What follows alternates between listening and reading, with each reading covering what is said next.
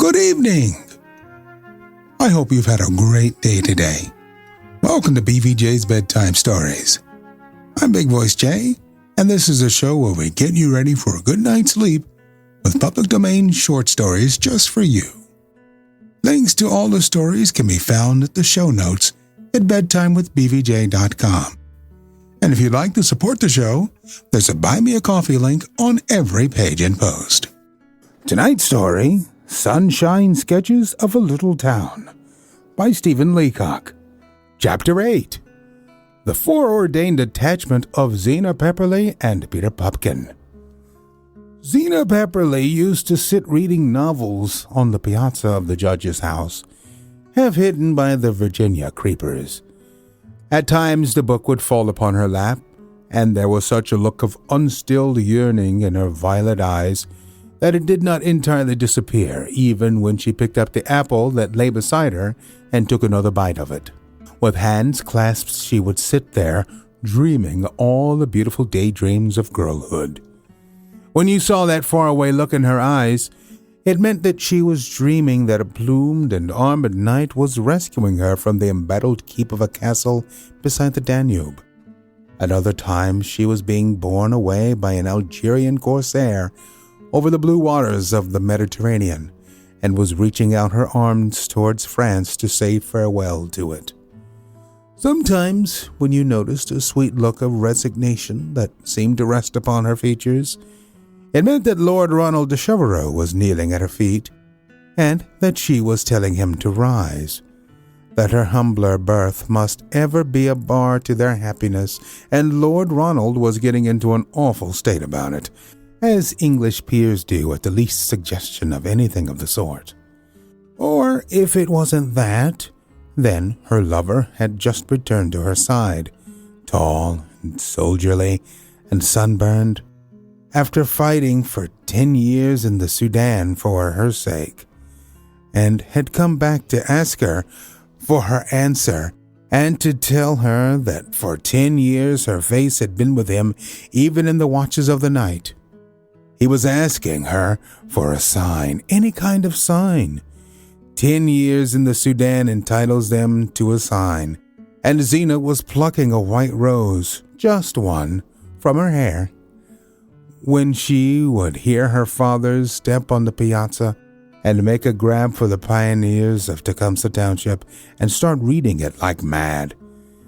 She was always, as I say, being rescued and being borne away and being parted and reaching out her arms to France and to Spain and saying goodbye forever to Valladolid or the old grey towers of and saying goodbye forever to Valladolid or the old grey towers of Hohenbromtwein. And I don't mean that she was in the least exceptional or romantic, because all the girls in Mariposa were just like that. An Algerian corsair could have come into the town and had a dozen of them for the asking, and as for a wounded English officer, well, perhaps it's better not to talk about it outside, or the little town would become a regular military hospital. Because, mind you, the Mariposa girls are all right. You've only to look at them to realize that. You see, you can get in Mariposa a print dress of pale blue or pale pink. You see, you can get in Mariposa a print dress of pale blue or pale pink for $1.20 that looks infinitely better than anything you ever see in the city. Especially if you can wear it with a broad straw hat and a background of maple trees and the green grass of a tennis court. And if you remember, too, that these are cultivated girls who have all been to the Mariposa High School and can do decimal fractions, you will understand that an Algerian corsair would sharpen his scimitar at the very sight of them. Don't think either that they are all dying to get married, because they're not. I don't say they wouldn't take an errant knight or a buccaneer or a Hungarian refugee, but for the ordinary marriages of ordinary people, they feel nothing but a pitying disdain. So it is that each one of them, in due time, marries an enchanted prince and goes to live in one of the little enchanted houses in the lower part of the town. I don't know whether you know it, but you can rent an enchanted house in Mariposa for $8 a month. And some of the most completely enchanted are the cheapest. As for the enchanted princes, they find them in the strangest places where you never expected to see them, working under a spell, you understand, in drugstores and printing offices, and even selling things in shops. But to be able to find them, you have first to read over so many novels about Sir Galahad and the errant quest and that sort of thing. Naturally then, Zena Pepperleigh, as she sat on the piazza, dreamed of bandits and of wounded officers and of Lord Ronalds riding on foam-flecked chargers. But that she ever dreamed of a junior bank teller in a softball blazer riding past on a bicycle is pretty hard to imagine. So when Mr. Pupkin came tearing past up the slope of Oneida Street at a speed that proved that he wasn't riding there merely to pass the house, I don't suppose that Zena Pepperleigh was aware of his existence. That may be a slight exaggeration. She knew perhaps that he was a new junior teller in the Exchange Bank, and that he came from the Maritime Provinces, and that nobody knew who his people were, and that he had never been in a canoe in his life till he came to Mariposa, and that he sat 4 pews back in Dean Drone's church, and that his salary was $800. Beyond that, she didn't know a thing about him. She presumed, however, that the reason why he went past so fast was because he didn't dare to go slow. This, of course, was perfectly correct. Ever since the day when Mr. Pupkin met Zena in the main street, he used to come past the house on his bicycle just after bank hours. He would have gone past 20 times a day, but he was afraid to. As he came up Oneida Street, he used to pedal faster and faster. He never meant to, but he couldn't help it. Till he went past the piazza where Zena was sitting at an awful speed, with his little yellow blazer flying in the wind. In a second, he had disappeared in a buzz and a cloud of dust, and the momentum of it carried him clear out into the country for miles and miles before he ever dared to pause or look back.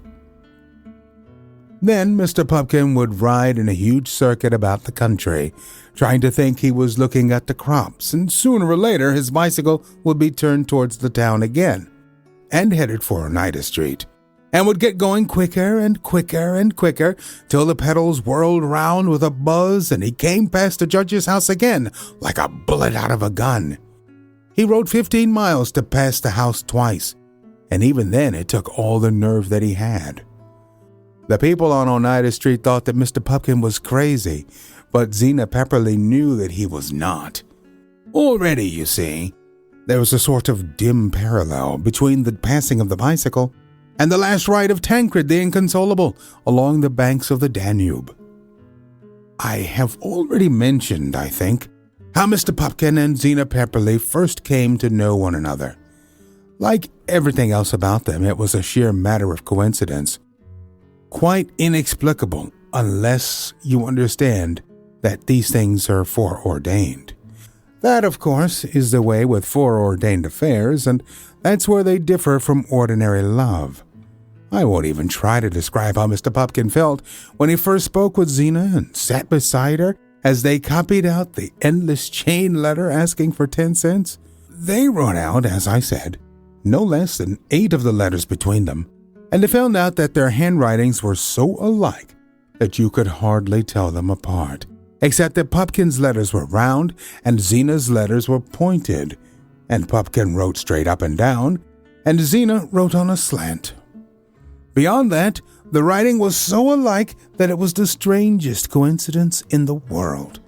Of course, when they made figures, it was different, and Pupkin explained to Zena that in the bank you have to be able to make a 7 so that it doesn't look like a 9. So, as I say, they wrote the letters all afternoon, and when it was over, they walked up Oneida Street together, ever so slowly. When they got near the house, Zena asked Pupkin to come in to tea, with such an easy offhand way that you couldn't have told that she was half an hour late and was taking awful chances on the judge. Pupkin hadn't had time to say yes before the judge appeared at the door, just as they were stepping up onto the piazza, and he had a table napkin in his hand, and the dynamite sparks were flying from his spectacles as he called out, "Great heaven! Zena, why in everlasting blazes can't you get into tea at a Christian hour?" Zena gave one look of appeal to Pupkin, and Pupkin looked one glance of comprehension, and turned and fled down Oneida Street. And if the scene wasn't quite as dramatic as the renunciation of Tancred the Troubadour, it at least had something of the same elements in it. Pupkin walked home to his supper at the Mariposa house on air, and that evening there was a gentle distance in his manner toward Sadie, the dining room girl, that I suppose no bank clerk in Mariposa ever showed before. It was like Sir Galahad talking with the tire women of Queen Guinevere and receiving huckleberry pie at their hands. After that, Mr. Pupkin and Zena Pepperleigh constantly met together. They played tennis as partners on the grass court behind Dr. Gallagher's house. The Mariposa Tennis Club rented, you remember, for 50 cents a month, and Pupkin used to perform perfect prodigies of valor, leaping in the air to serve with his little body hooked like a letter S. Sometimes, too, they went out on Lake Wisanati in the evening on Pupkin's canoe, with Zena sitting in the bow and Pupkin paddling in the stern. And they went out ever so far, and it was after dark, and the stars were shining before they came home. Zena would look at the stars and say how infinitely far away they seemed, and Pupkin would realize that a girl with a mind like that couldn't have any use for a fool such as him. Zena used to ask him to point out the Pleiades and Jupiter and Ursa Minor, and Pupkin showed her exactly where they were. That impressed them both tremendously, because Pupkin didn't know that Zena remembered the names out of the astronomy book at her boarding school, and Zena didn't know that Pupkin simply took a chance on where the stars were. And ever so many times they talked so intimately that Pupkin came mighty near telling her about his home in the Maritime Provinces and about his father and mother, and then kicked himself that he hadn't the manliness to speak straight out about it and take the consequences. Please don't imagine from any of this that the course of Mr. Pupkin's love ran smooth. On the contrary, Pupkin himself felt that it was absolutely hopeless from the start. There were, it might be admitted, certain things that seemed to indicate progress. In the course of the months of June and July and August, he had taken Zena out in his canoe 31 times, allowing an average of 2 miles for each evening. Pupkin had paddled Zena 62 miles, or more than 100,000 yards. That surely was something. He had played tennis with her on 16 afternoons. 3 times he had left his tennis racket up at the judge's house in Zena's charge.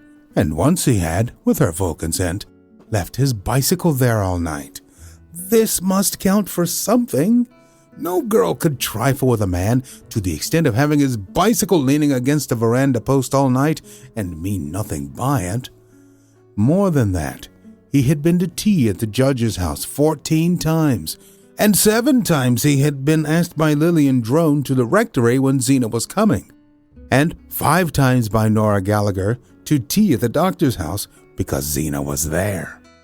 Altogether, he had eaten so many meals where Zena was that his meal ticket at the Mariposa lasted nearly double its proper time, and the face of Sadie, the dining room girl, had grown to wear a look of melancholy resignation, sadder than romance. Still more than that, Pupkin had bought for Zena, reckoning it altogether, about 2 buckets of ice cream and perhaps half a bucket of chocolate. Not that Pupkin grudged the expense of it. On the contrary, over and above the ice cream and the chocolate, he had bought her a white waistcoat and a walking stick with a gold top, a lot of new neckties, and a pair of patent leather boots.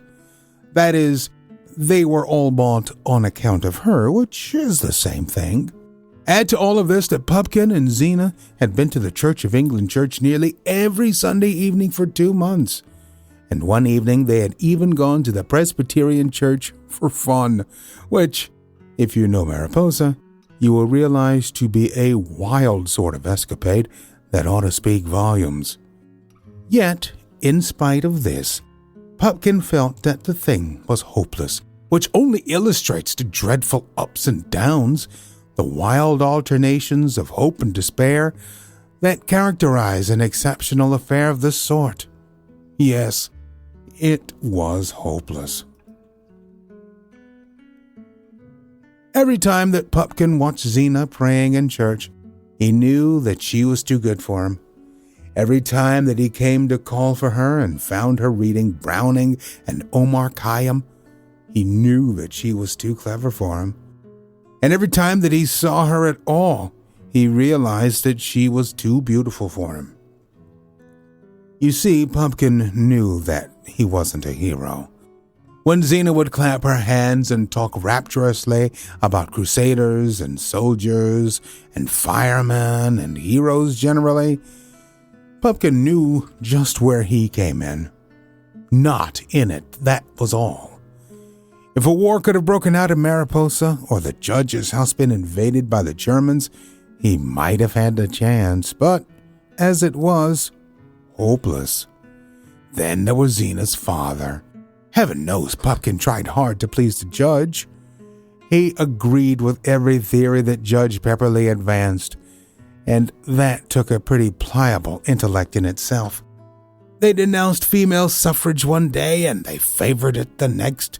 One day the judge would claim that the labor movement was eating out the heart of the country, and the next he would hold that the hope of the world lay in the organization of the toiling masses. Pupkin shifted his opinions like the glass in a kaleidoscope. Indeed, the only things on which he was allowed to maintain a steadfast conviction were the purity of the Conservative Party of Canada and the awful wickedness of the recall of judges. But with all that, the judge was hardly civil to Pupkin. He hadn't asked him to the house till Zena brought him there, though, as a rule, all the bank clerks in Mariposa treated Judge Pepperleigh's premises as their own. He used to sit and sneer at Pupkin after he had gone, till Zena would throw down the pioneers of Tecumseh Township in a temper and flounce off the piazza to her room. After which, the judge's manner would change instantly, and he would relight his corncob pipe and sit and positively beam with contentment. In all of which, there was something so mysterious as to prove that Mr. Pupkin's chances were hopeless. Nor was that all of it. Pupkin's salary was $800 a year, and the exchange bank limit for marriage was $1,000. I suppose you are aware of the grinding capitalistic tyranny of the banks in Mariposa, whereby marriage is put beyond the reach of ever so many mature and experienced men of 19 and 20 and 21, who are compelled to go on eating on a meal ticket at the Mariposa house and living over the bank to suit the whim of a group of capitalists. Whenever Pupkin thought of his $200, he understood all that it meant by social unrest. In fact, he interpreted all forms of social discontent in terms of it. Russian anarchism, German socialism, the labor movement, Henry George, Lloyd George. He understood the whole lot of them by thinking of his $200. When I tell you that at this period Mr. Pupkin read memoirs of the great revolutionists and even thought of blowing up Henry Mullins with dynamite, you can appreciate his state of mind. But not even by all these hindrances and obstacles to his love for Zena Pepperleigh would Peter Pupkin have been driven to commit suicide. Oh yes, he committed it 3 times, as I'm going to tell you. Had it not been for another thing that he knew stood once and for all and in cold reality between him and Zena. He felt it in a sort of way as soon as he knew her. Each time that he tried to talk to her about his home and his father and his mother, and found that something held him back, he realized more and more the kind of thing that stood between them. Most of all did he realize it with a sudden sickness of heart, when he got word that his father and mother wanted to come to Mariposa to see him and he had all he could do to head them off from it. Why? Why stop them? The reason was simple enough. That Pupkin was ashamed of them, bitterly ashamed. The picture of his mother and father turning up in Mariposa and being seen by his friends there and going up to the Pepperleys' house made him feel faint with shame. No, I don't say it wasn't wrong. It only shows what difference of fortune, the difference of being rich and being poor, means in this world. You perhaps have been so lucky that you cannot appreciate what it means to feel shame at the station of your own father and mother. You think it doesn't matter, that honesty and kindliness of heart are all that counts. That only shows that you have never known some of the bitterest feelings of people less fortunate than yourself. So it was with Mr. Pup. When he thought of his father and mother turning up in Mariposa, his face reddened with unworthy shame. He could just picture this scene. He could see them getting out of their limousine touring car, with the chauffeur holding open the door for them, and his father asking for a suite of rooms. Just think of it, a suite of rooms at the Mariposa house. The thought of it turned him ill. What? You have mistaken my meaning? Ashamed of them because they were poor? Good heavens, no. But because they were rich. And not rich in a sense that they use the term in Mariposa, where a rich person merely means a man who has money enough to build a house with a piazza and to have everything he wants. But rich in the other sense. Motor cars, Ritz hotels, steam yachts, summer islands, and all that sort of thing. Why, Pupkin's father, what's the use of trying to conceal it any longer, was the senior partner in the law firm of Pupkin, Pupkin, and Pupkin. If you know the Maritime provinces at all, you've heard of the Pupkins. The name is a household word from Chittagutko to Chittagutko. And for the matter of that, the law firm and the fact that Pupkin Sr. had been an attorney general was the least part of it.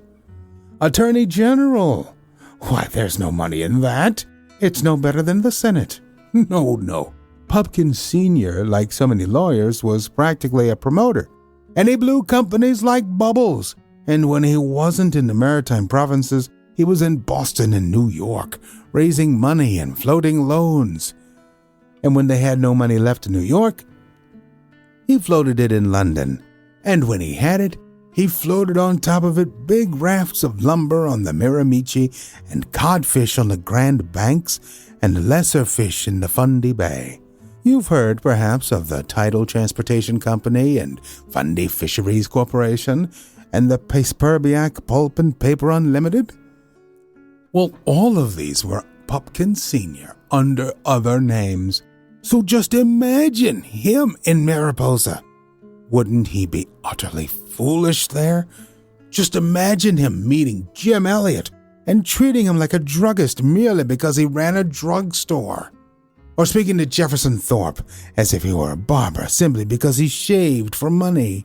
Why, a man like that could ruin young Pupkin in Mariposa in half a day. And Pupkin knew it. That wouldn't matter so much, but think of the Pepperleys and Zena. Everything would be over with them at once. Pupkin knew just what the judge thought of riches and luxuries. How often had he heard the judge pass sentences of life imprisonment on Pierpont Morgan and Mr. Rockefeller? How often had Pupkin heard him say that any man who received more than $3,000 a year, that was the judicial salary in the Missinaba district, was a mere robber, unfit to shake the hand of an honest man? Bitter? I should think he was. He was not so bitter, perhaps, as Mr. Muddleson, the principal of the Mariposa High School, who said that any man who received more than $1,500 was a public enemy. He was certainly not as bitter as Trelawney, the postmaster, who said that any man who got from society more than $1,300, apart from a legitimate increase in recognition of a successful election, was a danger to society. Still, he was bitter. They all were in Mariposa. Pupkin could just imagine how they would despise his father. And Zena, that was the worst of all. How often had Pupkin heard her say that she simply hated diamonds, wouldn't wear them, despised them, wouldn't give a thank you for a whole tiara of them. As for motor cars and steam yachts, well, it was pretty plain that sort of thing had no chance with Zena Pepperleigh. Why, she had told Pupkin one night in the canoe that she would only marry a man who was poor and had his way to make, and would hew down difficulties for her sake. And when Pupkin couldn't answer the argument, she was quite cross and silent all the way home. What was Peter Pupkin doing then at $800 in a bank in Mariposa? If you ask that, it means you know nothing of the life of the Maritime Provinces and the sturdy temper of the people. I suppose there are no people in the world who hate luxury and extravagance and that sort of thing quite as much as the Maritime Province people. And of them, no one hated luxury more than Pupkin Sr. Don't mistake the man. He wore a long sealskin coat in winter, yes, but mark you, not as a matter of luxury, but merely as a question of his lungs. He smoked, I admitted, a 35-cent cigar, not because he preferred it, but merely through a delicacy of the thorax that made it inoperative. He drank champagne at lunch, I concede the point. Not in the least from the enjoyment of it, but simply on account of a peculiar affection of the tongue and lips that positively dictated it. His own longing, and his wife shared it, was for the simple life. An island somewhere with birds and trees.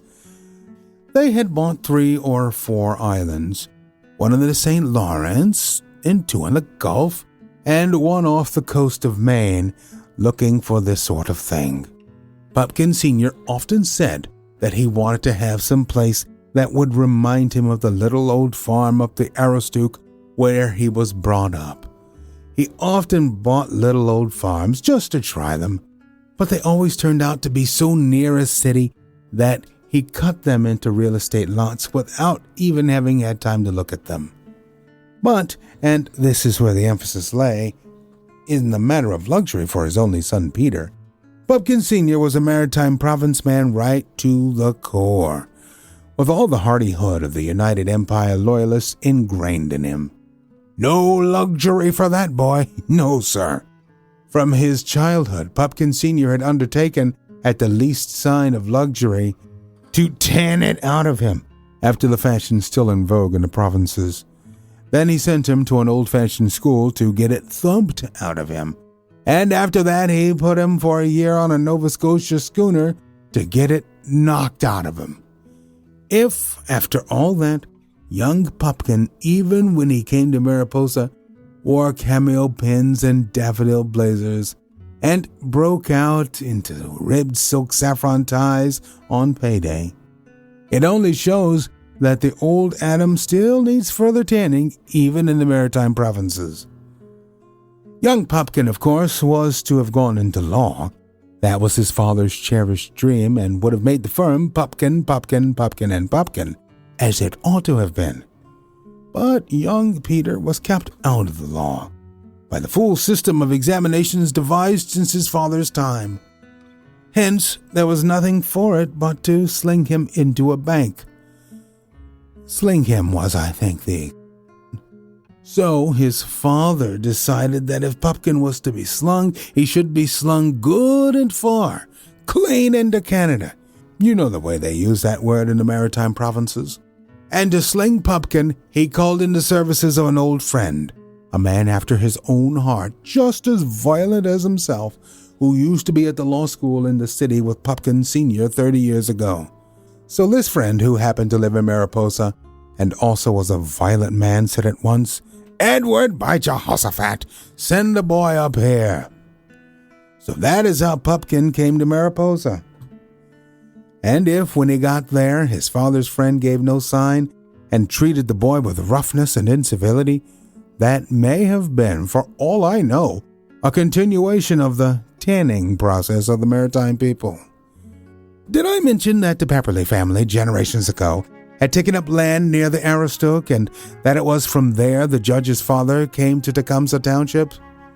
Perhaps not, but it doesn't matter. But surely after such reminiscences as these, the awful things that are impending over Mr. Pupkin must be kept for another chapter. We are always on the hunt for great stories like these to feature on the show. Send your suggestions to bigvoicej@gmail.com. We've got a YouTube channel full of stories from the show. Go to tiny.cc/BVJ Bedtime. Remember to leave a review on Apple Podcasts. It helps to spread the word that we're putting people to sleep every single night. And if you find value in the show, there's a Buy Me a Coffee link on every post. We have over 360 episodes. Be sure to check them all out at bedtimewithbvj.com. Thank you so much for listening. Good night. Diamond Club hopes you have enjoyed this program.